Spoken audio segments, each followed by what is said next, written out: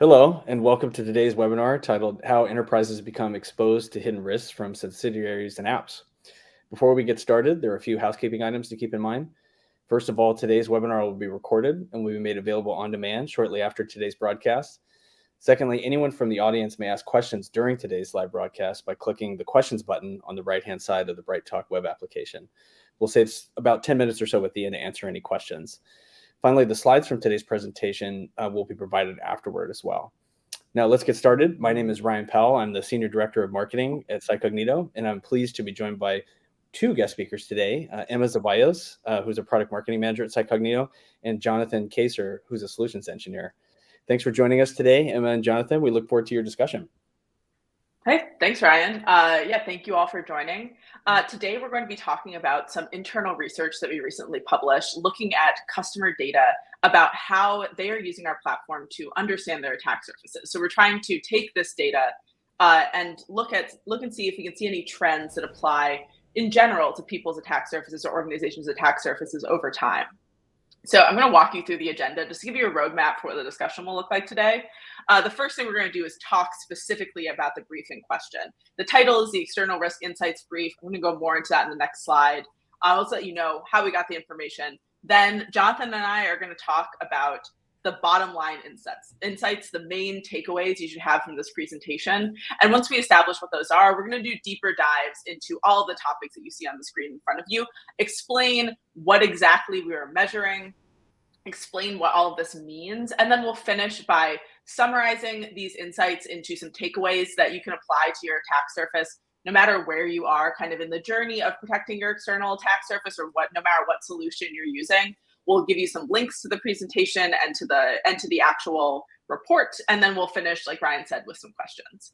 So let's talk about the report itself. The screenshot you see on the side of the screen is the landing page from our website. You can find the report on our website either by just going there or following the link at the bottom of the screen. And we assembled this report based on data from all CyCognito customers that use our external attack surface management solution. So this encompasses multiple industry verticals. It's a good mix of small, medium, and large enterprises. So a big range of attack surface sizes. And I want to be very clear up front that all of this data was anonymized and normalized. You can get some really good insights from this report, but you can't look at it and see, oh, this is what this organization did or didn't do. This is how they were affected by an attack or something. It's not that granular. These are going to be more general pieces of guidance that you can apply to your own attack surface. The data period that we looked at was roughly from the summer, July 2022 to January 2023. And if you're interested in any insights from before July 2022, I do want to plug, we published an earlier edition of this report, basically this report's big sister, that we published in June 2022, so last year. It's also available on our website if you want to check it out. So let's get into what the data actually showed us. And Jonathan, I really am looking forward to having this conversation with you because we've talked a lot about these statistics already. But the first stat that we looked at actually had something to do with subsidiaries. Do you want to talk a little bit about that? Yeah, it was very interesting to discover that more than half, 56% of critical and high severity vulnerabilities were actually found on assets that didn't belong to the parent company or holding company directly, but instead to subsidiaries of that company. We're going to talk a little bit about what a subsidiary is on the next slide. So don't worry if you're not super familiar with that term. But we think about subsidiaries a lot when we think about external attack surfaces and how to assess risk and assets on the external attack surface. We also found that organizations are generally unaware of 10 to 30% of these subsidiaries in their entire organization before they start monitoring their external attack surface. Those subsidiaries can be lots of different things, but we've seen this statistic be really consistent over time. We've measured it in previous reports, and it stays about the same. Organizations, before they start monitoring their external attack surface, there are 10 to 30% of those subsidiaries that they don't even know about. And Jonathan, we also talked about other things that customers might not be aware of or might not be keeping track of over time with fluctuation. Do you want to talk a little bit about what we saw about the average attack surface? Yeah, so when you look at your external attack surface, and we're going to talk a lot more about that a little later on, but when you look at your external attack surface, it was very interesting to find that the size of that external attack surface both increased and decreased on average by about 9% every month. So this is not a static thing. This is a living, breathing thing that is very dynamic, and it's constantly increasing and decreasing in size. Exactly. So you'll notice that the first three stats that we have on here are all related to kind of getting visuals and discovering assets in your attack surface, or discovering entities in your attack surface. That was sort of what we focused the first half of the report on. And you'll notice the second half is focused way at the other end of the external attack surface sort of lifestyle. These ones are focused more on remediation. So we'll get more into what feature exactly we're measuring for these two statistics. But to start out, we were looking to see when customers tried to verify if a remediation had happened successfully, did the issue actually get fixed, or was it still a problem afterwards? And we have two different statistics here related to that. Jonathan, do you want to explain how they're a little bit different? Yeah, so after all of this time and energy is spent identifying the vulnerabilities, and then additional time and energy and money is spent remediating these vulnerabilities. But what we discovered is about half of the time post remediation, the issue still exists, right? And that when we look more specifically at the types of assets that on which these issues existed, a third of the time, these efforts were related to web apps, right? So very, very interesting. Yeah, we noticed as a through line throughout this entire research that web apps are a really vital and complex part of the attack surface that people are spending a lot of time thinking about, analyzing, and remediating. So a third of the customer requests related to our remediation validation button were related to web apps. And we also found over half of critical and high severity vulnerabilities are related to web apps. That we're going to get more into the role web apps play in the attack surface. But I think if you just think about your own attack surface or your own organization's attack surface, it's really unlikely that half of the assets in your attack surface are web apps. That's just a huge number relative to other types. But over half of critical and high severity vulnerabilities are on those relatively small percentage of web app assets. So we've gone through these bottom line statistics. Keep them in your mind. You're going to hear all of these again as we do deeper dives. But I said we would define and talk a little bit about subsidiaries. So let's start with that. Jonathan, can you give me your definition of a subsidiary? Yeah, so a subsidiary by definition is an organization that is either owned or controlled by a holding company or a parent company. And this is frequently found in the world of business today, and it's going to include all of the teams, brands, business units that come along with that subsidiary organization. Exactly. One thing that we found, and the reason why we're spending a little bit of time talking about this, is because a lot of organizations, when they start thinking about mapping their organization, when they start looking at their external attack surface, they think, well, that's not how I use the term subsidiary. That's not how a subsidiary is defined in my organization. And it can vary widely depending on what kind of organization you have. You might have, for a huge global multinational company, a subsidiary could be pretty much its own separate company. Maybe it was acquired a couple of years ago, and before that it was its own multinational company. So a subsidiary could be really autonomous and independent. In a different kind of company, it might just be a brand that to the outside looks different, but inside they're using all of the same teams, they're using the same security team to monitor all of those assets. It could be very closely held by a security team, or it could be basically operating completely autonomously, and the security team in the parent company has really no idea what they're doing. And it's because they may not have full visibility into those other subsidiaries that we spend so much time at the beginning of mapping an attack surface on thinking about understanding the organization completely. And if you're confused about why we're talking about this, it's because it becomes really important on this slide. Subsidiaries hide issues in and we found that in a couple of different stats that we're going to walk through right here. To start out with, there are more subsidiaries in the average organization than you might be aware of. We found 104 on average for each organization. And then Jonathan, let's talk together about the second two stats on here.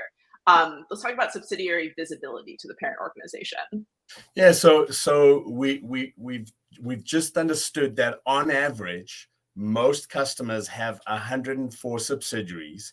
When you look at that, the other part of the analysis that was exposed was when you look at these subsidiaries, only there can be up to between 10 and 30% of these subsidiaries that are unknown. So if on average customers have just over 100 of these, that means between 10 and 30 of these organizations could end up not being known by the parent organization. And then we can take that a step further.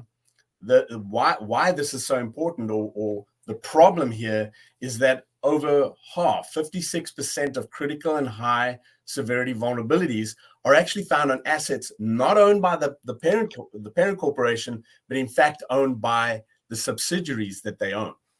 Exactly. So we've talked about, we've been tracking this 10 to 30% number in a couple of different reports over a period of time.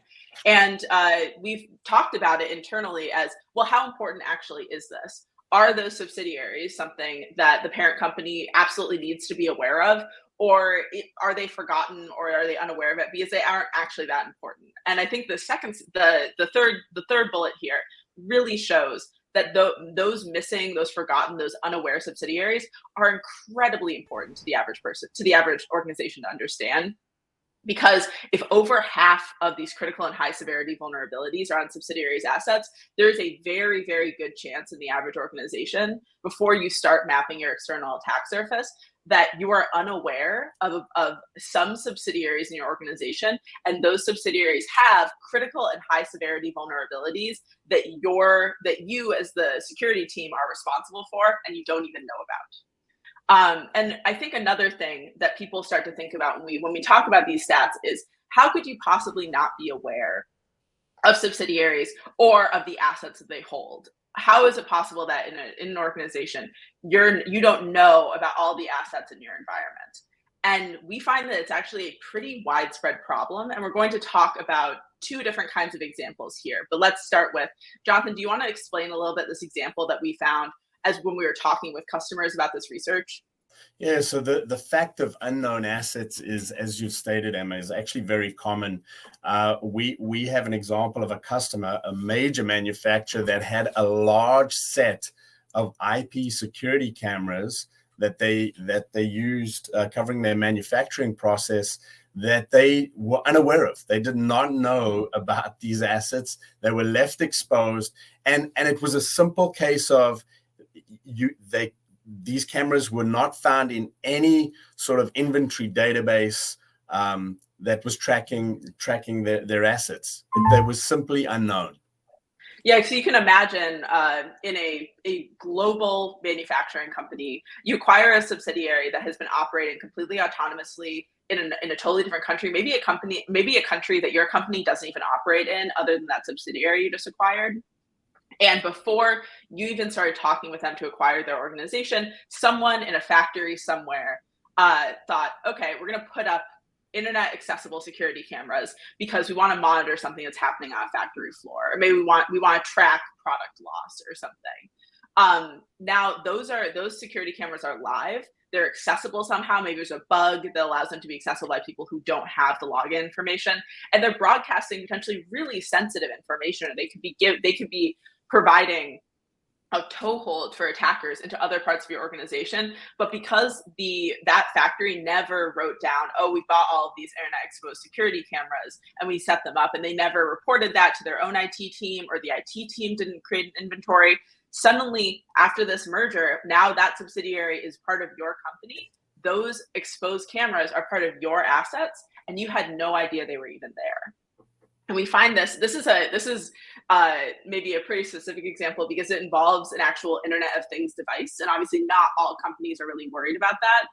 But Jonathan, we've talked a little bit about another example, which is shadow IT. Do you want to talk about that bit? Yeah, so the simple truth is, in the year 2023, Migration, the initiative to migrate to the cloud is ubiquitous. Everybody's doing it. There are pros and cons to this. But the simple truth that comes along with this is this concept of shadow IT. So benefits of moving to the cloud is how easily accessible and easily this can be done. And the simple truth is that anybody in your organization with a credit card can spin up infrastructure in the cloud. And the intent is always, hey, I need to get this done. I'm just going to do this myself. I'm going to bypass my IT department. I'm just going to spin this up. And it's prolific. It's easily done.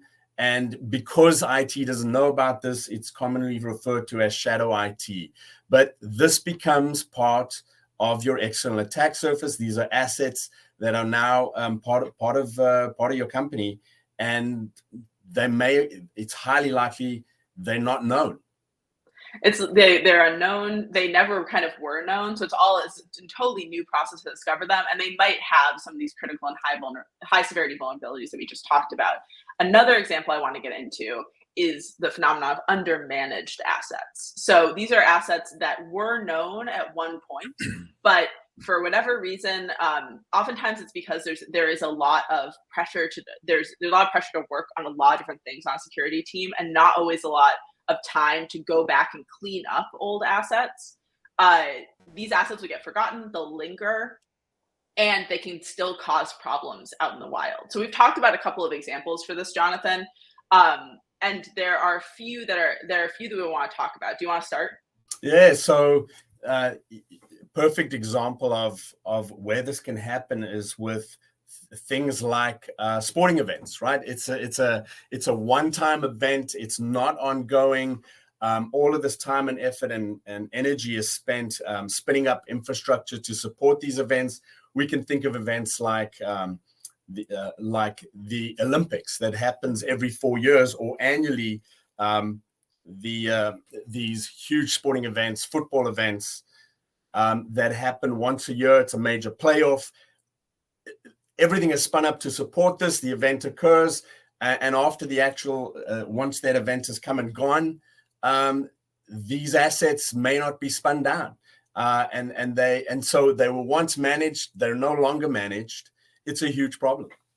Another example that we found when we talked to customers, again, sort of talking them through what we found in this report and see if it resonated with them, was the example of a really brand heavy industry. This is a company that releases material based on IP tie-ins. So it's going to be tied to, let's say, a movie release, and maybe if movie releases are happening once or twice or 3 or 4 times a year, that can create a really punishing cadence for a security team that has to spin up maybe websites related to a new release. They have to spin up all of these supporting assets to kind of tie in with new product launches that are really, really closely timed to external events. And so there's all this pressure to get this stuff out and live, and there's very little pressure to come back to it after a couple of years and make sure that it's been taken offline. So you have all of the energy focused on creating assets and very little focus on spinning them down, which means you get this long backlog. And if someone leaves an organization, or if that inventory was not taken properly initially, then eventually when you do have time to get to taking down assets, you might not even realize where they are. So you have this phenomenon of, first, the unknown assets, you never knew about them, and then the undermanaged, you used to know about them, but they've fallen off the radar. And both of these can contribute to a phenomenon that I think is really, really cool, which is that the attack surface is not this static thing that you can measure once and get a full picture of. It's not like a map of the world. It is much more like a living object. Like, Jonathan, you talk about as a living, breathing being. Do you want to elaborate more on that? Yeah. So if we think about our external attack surface, by definition, this is a network where the devices sitting on that network are external facing. And like any network, it is never a static thing. It's a very dynamic dynamic thing, living, breathing thing that increases and decreases in size, right? Infrastructure is constantly being spun up. It's constantly being spun down. It's never static. And the analysis shows that this can happen as much as 9%, an increase or decrease in as much as 9% every month. If we look at the graph on the right-hand side here, we see these peaks that are significant, right? So we speak about an average of 9%, but what's contributing to these fluctuations is mergers and acquisitions, right? Where an acquisition is made, the parent or holding company has now just acquired a new subsidiary and now owns all of the assets on the external attack surface of that subsidiary, and that can be significant. And that's what these peaks look like.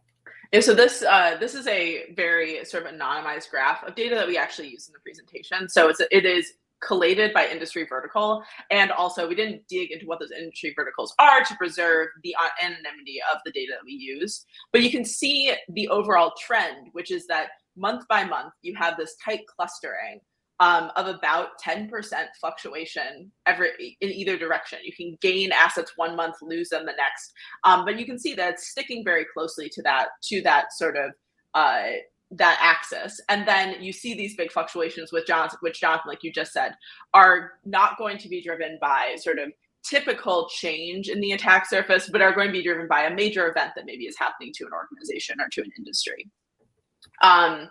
The other thing, but the main sort of underlying point of this stat is that because the attack surface for an organization is not going to be a static thing, and it's going to have this actually relatively large fluctuation, 10% or a little bit less every month, taking a snapshot of an attack surface a month, 2 months, 6 months ago is not going to tell you necessarily all of the risks that your organization faces today, because there may have been significant fluctuation in what assets are part of that attack surface, who they belong to, and what you're actually seeing and what risks you're facing. So it's really important to take away that this is not going to be a static thing. It's very much a living, breathing entity. So this will sum up sort of the first half of our presentation, which is about discovering your attack surface and the sort of risks that can lurk in the discovery process, whether that's discovering assets or whether that's discovering organizations. For the second half, we're going to talk about remediation and web apps.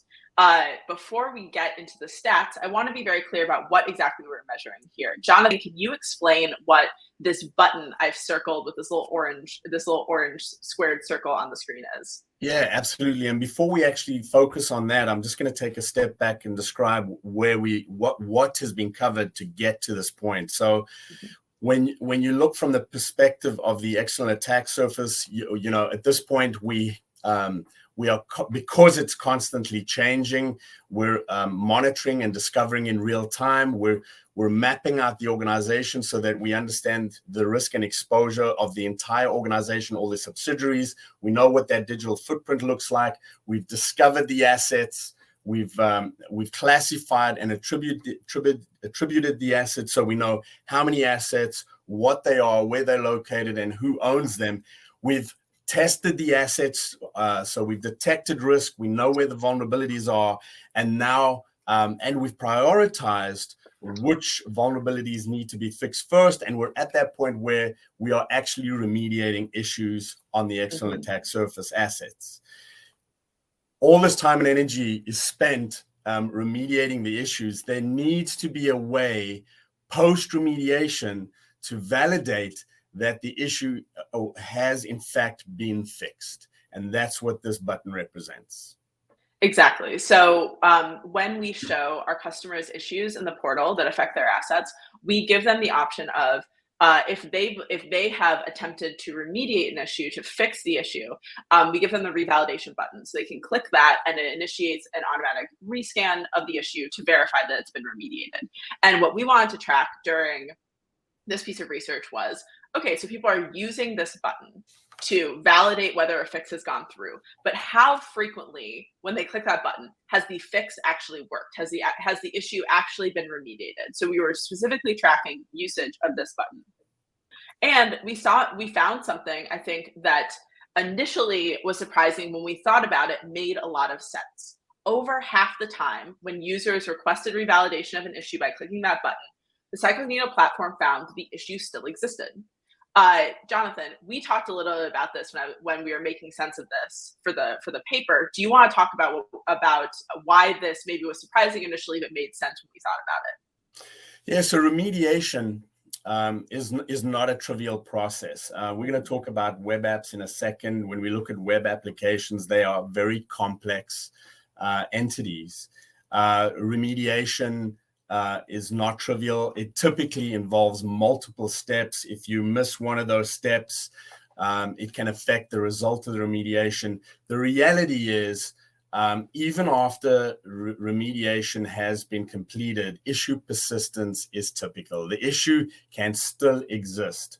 And so to validate or to confirm that your remediation efforts are actually working, and to do this at scale in a sustainable way, you need an automated process to assist you with this. Exactly. It's something where, I mean, you have to get anyone who has been working on remediating issues knows you sometimes have to line up quite a few steps in a process to make sure the fix actually goes through. So it makes sense that over half the time, a little bit over, you're going to see that sometimes the issue is still there. Maybe something didn't quite work. Maybe there was a step that was missed. Maybe the issue is more complex than initially thought, or involves sort of integrating multiple parts. But one thing that we realize is that if you don't do this final step, if you're not easily able to verify whether a fix was successful or not, that's going to introduce quite a bit of friction into the process, right? So you need to not just have the certainty of, okay, I know that I have tried to remediate the issue, but I have easily been able to figure out that I did remediate the issue. The last step of the remediation process isn't actually remediation, it's checking, it's validating, and making sure that it actually happened. We also, when we were looking at the statistic, want to look at, are there any other trends that we can see with the usage of this button? Are there any other assets that are kind of intersecting with this in interesting ways? An asset that we realized that we actually needed to spend a lot more time looking at was web applications. Which I think we realize are an incredibly important part of the attack surface, but are very, very complicated. Jonathan, do you want to talk a little bit about why web applications are so vital to the external attack surface? Yeah, so I don't think this is going to surprise anybody, right? Web apps are complicated things. They need to be able to reference and deliver data. They need to be able to receive dynamic input. They need to deliver dynamic output. They need to be constantly available. They consist of various components. You've got your web browser, you've got your underlying web application server, you've got your underlying database application. They are very complex. Exactly. And we found that while they make up only usually about quarter to a third of the average attack surface of active assets, they really punch above their weight when it comes to how many issues you can find with a web app. We found half of high and critical severity issues affecting all assets across the entire attack surface were found specifically on web apps. And it makes a lot of sense. Web apps, like you said, are much more complicated and have many more components than simpler types of assets like a certificate or a domain or an IP address. So it makes sense that they have more things going on under the surface. So there's more things that can go wrong or be affected. But it was still interesting to see that despite being a smaller percentage, they really can collect and pool all of these high and critical severity issues. So once we learned that they are complicated and they have a lot of issues that might need remediating, we decided to look at them as it intersects with the remediation validation button itself. So before we jump to the stat here, Jonathan, do you want to talk a little bit about why, about how remediation intersects with another practice, which is prioritization? Yeah, absolutely. So, along with remediation being as non-trivial and complex as what it is, there really needs to be a way to prioritize what you need to fix first, right?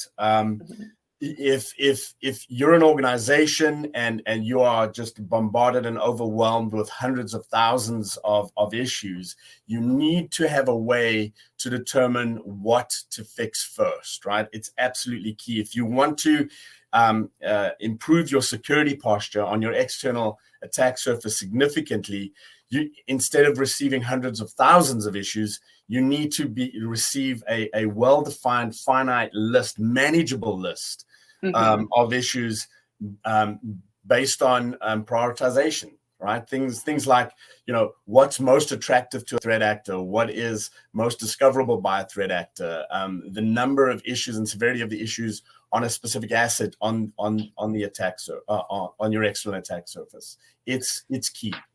Exactly. And you also probably want to focus your attention on, particularly if an issue is very simple to fix, it might be easier if you just spend more time. It's like lower effort each time that you try and fix it. It may be a little bit simpler. It may be accessible to more of your security team. But if you have a really complex issue, like a web app, like one that might affect a web app, where web apps can have so many intersecting parts, like we talked on the last slide, and are so incredibly vital to your attack surface that it may be much more difficult to develop the fix or to take it offline. You need to make sure that when you are spending energy remediating an issue on a web app, that you are spending energy correctly and with the correct issues. So we found that, and customers' behavior kind of bears this out. About a third of customer requests to validate that a remediation effort was successful, them clicking that button on the platform, were related to web applications. So they are spending time remediating these assets that are valuable and also have lots of important issues affecting them, and they are spending time making sure that remediation effort was successful. Web applications, obviously, there are a lot of things that might make them more difficult to remediate. Like you may have to sync it up with that development lifestyle, or it may be providing this like kind of vital business service to your organization. So you can't just take a web app offline if your customers are going to be using it. But we spend a lot of, it seems like customers are very rightly spending a lot of time thinking about how to remediate these issues. Jonathan, anything else you want to say about web apps or about remediation in this section? Yeah, when it comes, so you're going to have these web apps, you're going to have web apps with issues.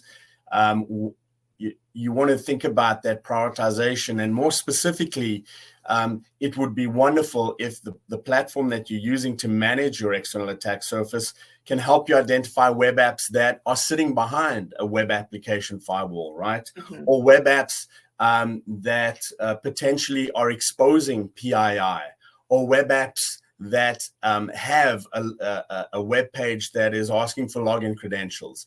All of those sorts of things will help you focus on which web apps to fix first. That's a really good point, Jonathan. I think it can be easy for security teams to think, the more critical that an issue is, that means it should be higher on my priority list, and I should think about fixing that first. And that can fail in a couple of ways. We see when it comes to remediation efforts. First, obviously, two issues can have the exact same CVSS score, which means that how do you decide between them? But also, you're not thinking necessarily about the context of the asset that those issues are affecting. A web app that provides maybe has PII inputs that allows you to enter PII on it. A web app that requires authentication, which maybe means that it leads to some more valuable data down the road. Those web apps are going to be more important to remediate, and those are probably ones that you need to focus those remediation efforts on first. Yeah, think about being able to find web apps that have vulnerabilities that are exploitable, and an exploit kit is available. That's where you would want to focus your attention. I think that a big lesson that we took away from the remediation stats in general is that remediation is hard. It's hard to do right the first time. And so being able to prioritize which remediation fixes that you're working on is a really key part of using this feature to your best advantage, or using this practice to your best advantage if you're not using this particular feature. So I think now we have gotten to a great part of the presentation where we're going to talk about the actual lessons that people can come away from this with, regardless of, we wrote these so that regardless of what solution you're using, if you're using a solution yet, maybe you've just started thinking about your external attack surface, maybe you are a pro and you live and breathe your external attack surface, and you felt very validated by all the wisdom that we shared here. We're going to talk a little bit about, here are some best practices you can put into place today. So Jonathan, do you want to kick off? Yeah, I'll grab the first two. When we look at the first key takeaway, if you truly want to understand your potential risk or exposure on your external attack surface, you need to have a proper granular understanding of your organizational structure. You need to understand what your subsidiaries look like, and truly have a clear picture of that digital footprint, right? So you need a complete organizational chart, and that has to be accurate and recent, right? This is not something you can just map out once a year, because as we discussed earlier, your external attack surface is a dynamic thing. And then not only understanding your subsidiaries and that organizational structure, but then having the ability to discover the assets for those subsidiaries, for the parent organization and the subsidiaries, discover those assets, but then also classify those assets, understand what those assets are and who owns them, attribute those assets. Super important. Exactly. Hopefully by doing those, you'll be avoiding that problem of you're missing some subsidiaries. You'll be avoiding the issue of you have this fluctuation of 9% in the attack surface that you don't know about. And you'll really fully be understanding where these 56% of critical and high severity vulnerabilities are on your attack surface. The other way that you can keep on top of these critical and high severity vulnerabilities is monitoring and actively testing the really high value, highly complex assets like web apps. We just talked about how, despite not being the biggest percentage of your attack surface, despite they are really, really complex, they hold high value information, whether that's in form of PII or authenticating access to proprietary information for your organization. And they are affected by more than their fair share of high and critical severity issues. So if you don't feel very confident in the way that you're monitoring and testing complex assets like web apps, that's something that you can work on to have a better handle on that part of your attack surface. And then finally, I think we learned some good lessons on remediation, if you want to take those, Jonathan. Yeah, so, remediation is non-trivial. You need to have a way to prioritize or identify which assets or which issues require your attention first. And then once you complete the remediation on that, you need a way to validate or check that the issue was indeed fixed or remediated. Exactly. So if you're interested in reading about these stats, in learning about more stats and takeaways that we have in the full report, please visit our website. You can use this link on the screen. If you're watching this later on demand on our website, congrats, you're already there. And it's probably very easy for you to get this report. And I wanted to just give you a little plug. We are going to be releasing more of these reports soon. So if you're interested in more actionable data-driven insights to help you protect your external attack surface, please stay in touch. We'll reach back out when we publish the next edition of this report, and we would love to hear from you about what kind of interesting stats you'd like to see from our internal research. With that, thank you so much for spending time with me, Jonathan, talking about this really interesting topic. Thank you, Ryan, for setting this up. And thank you all for listening. If there are any questions, I would love to hear them. And yeah, thank you so much. Yeah, absolutely. Thank you, Emma. Thank you, Jonathan, for this excellent presentation. We're going to turn it over now to the audience for some questions. And it looks like we have a few that have trickled in. So the first question from the audience is, if web apps account for most vulnerabilities, can I just use my WAF or AppSec tools to protect my main corporate and subsidiary brands? Jonathan, I Yes. think you talked a little bit about the WAF earlier. So do you want to take this one? Yeah, absolutely. As we mentioned earlier, web applications are complex.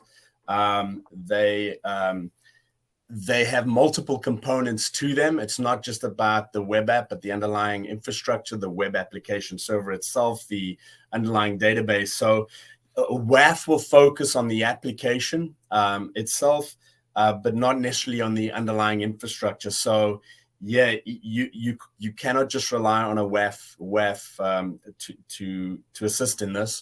And it would be lovely if the platform that you're using to manage your external attack surface can identify web apps that are actually sitting behind a web application firewall. It's great to have visibility into that, but unfortunately, it's not sufficient to just know, oh, it has a WAF on it. There are so many ways that attackers can target your assets. Unfortunately, it's just not gonna do the whole job.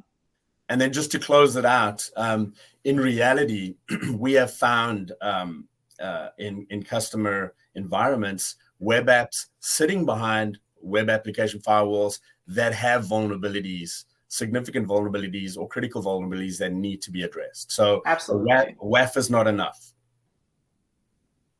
Okay, great. Thank you for explaining that context. The next question is, what protocols can be put in place to make sure all new subsidiary brands are added to our corporate security team's purview? Our company made several acquisitions last year.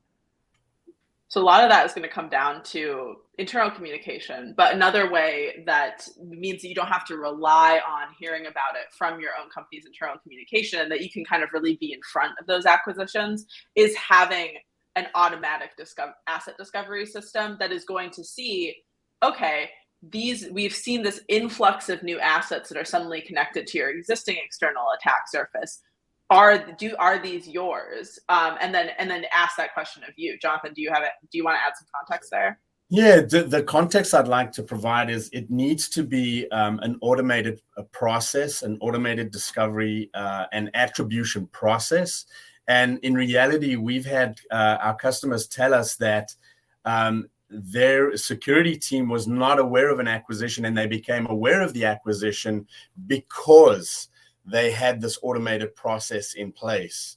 And so it's vital. It needs to be automated, and it needs to be automated, continuous and frequent.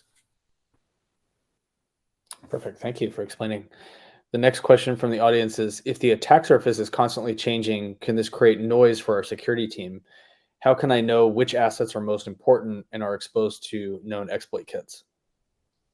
Yeah, so there is absolutely this influx of new assets, and I think when we talk to people about, hey, this is a living, breathing, changing ecosystem, it does tend to make people nervous, because they're thinking, oh, this is a lot of monitoring that I'm going to need to be doing. This is a lot, and this is going to add a lot of work.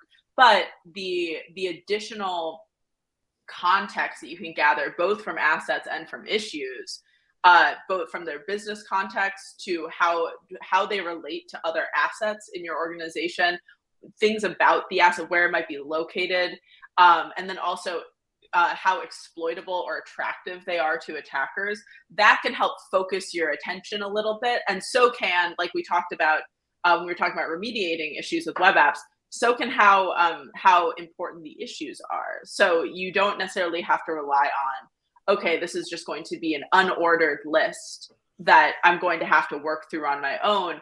Ideally, the solution that you're using will give you context, and they're not going to say, okay, here's a list of 10,000 things you have to do. They're going to give you a list of 10 or 30 that are the most important that you need to do. Jonathan, did I miss anything, or do you want to add anything? No, I completely agree with you. I'm just going to augment that with reduction of noise is all about prioritization. When you look at your external attack surface, there are really two views. There's the view of the assets on the external attack surface, and then the view of the issues on those assets on the external attack surface. And prioritization comes down to things like, when we look at assets, things like do you have the ability to prioritize based on how attractive the asset is to a threat actor? How discoverable is the asset by a threat actor? What are the number and severity of the issues on that asset, and can I prioritize based on that? And then when you look at your issues, do you have the ability to look for issues with an enhanced security score? So something not just based on on a CVSS base score, looking at things like where that enhanced severity score takes into account the availability of an exploit kit and an attacker's interest, right? Can you prioritize based on those things? Essential. All of this is essential for getting rid of that noise. Okay, great. Thank you. The next question is there a more programmatic way I can confirm that remediation was successful?